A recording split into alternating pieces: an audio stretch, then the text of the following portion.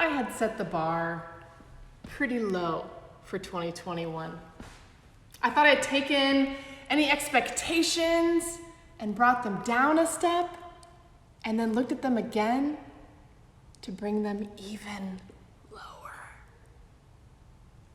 I thought I was taking the right approach by starting the new year quietly and without a whole lot of fanfare as to not spark any sort of assumption that all things would be made new.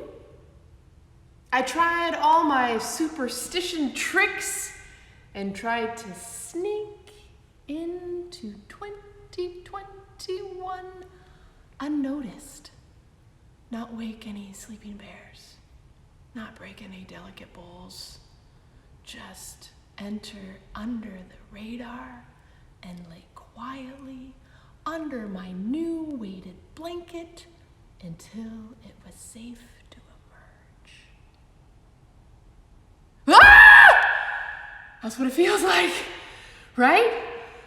Like, why let ourselves, our souls, our bodies quiet when every piece of our being will be shaken to its core again and again and again?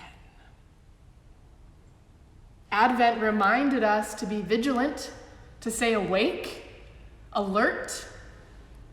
The season of Christmas encouraged us to celebrate joy incarnate, to remember hope, to feel God's presence with us.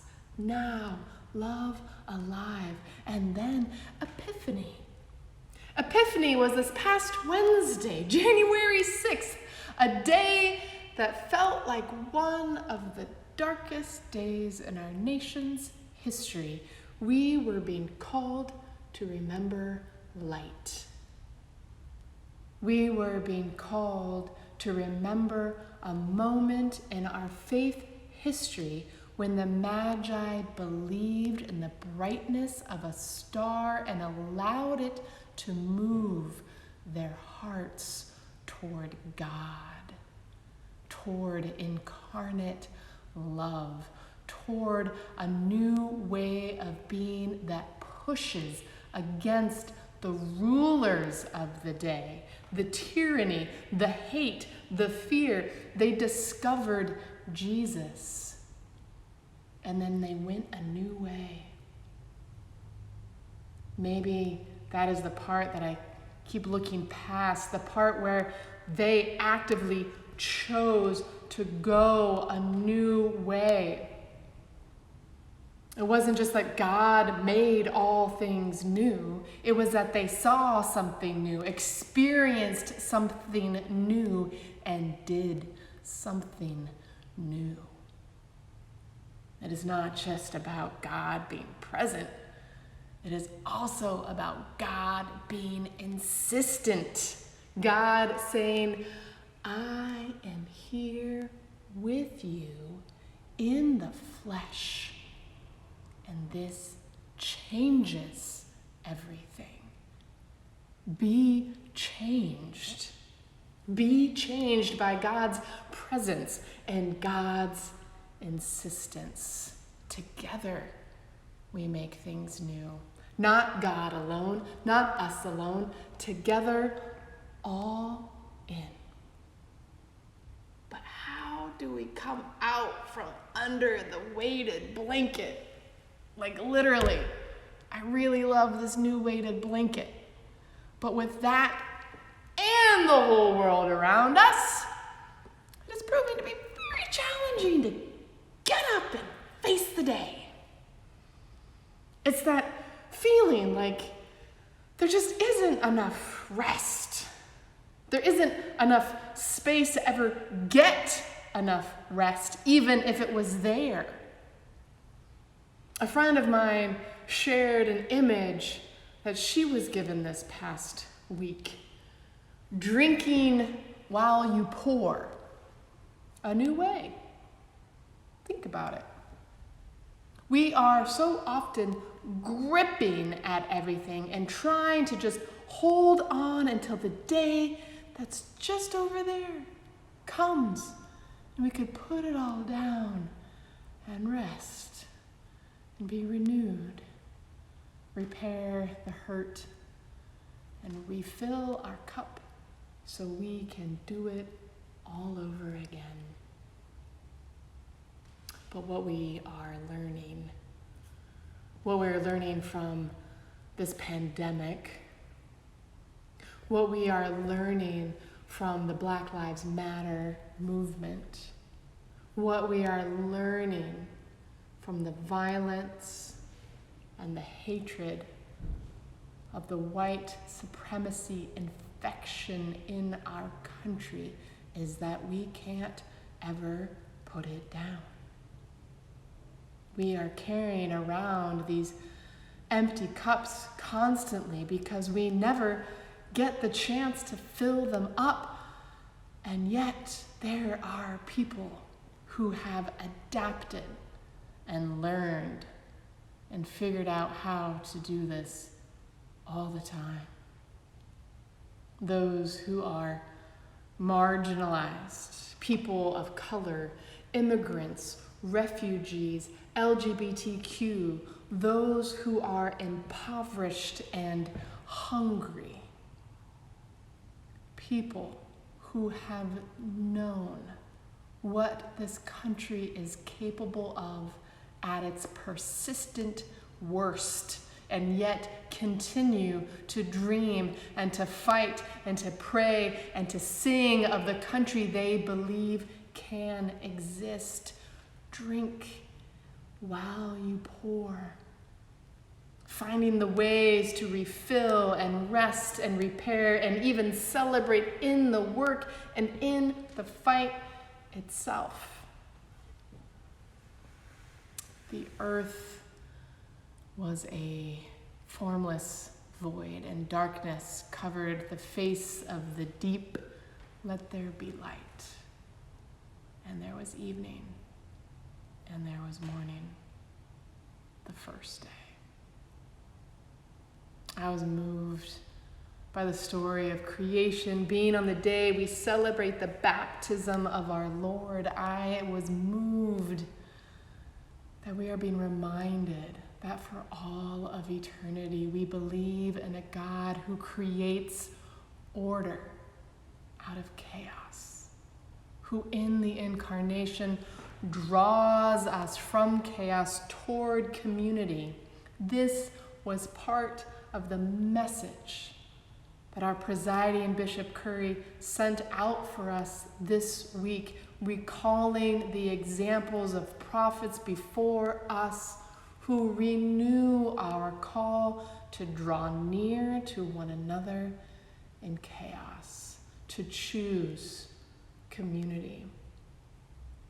It was where I felt pulled on Wednesday. I wanted to be with you all.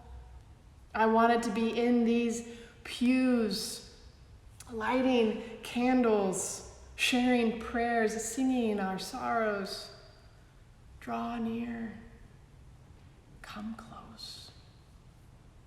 These waters hold promise.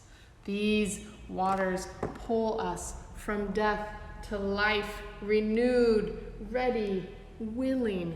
Jesus was baptized in these waters, in the wilderness, and comes out of the waters and shows us a new way together, drinking while you pour, to connect us, to remind us, to remember God's presence and insistence. Go, get a bowl of water, a cup, anything that holds water, and bring it back here. Go on. We renew our own baptisms today.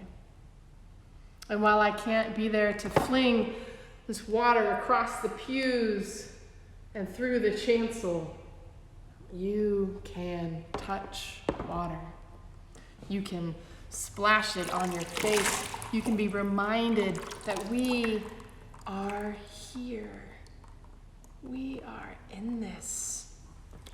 And we need you. So as you feel the waters,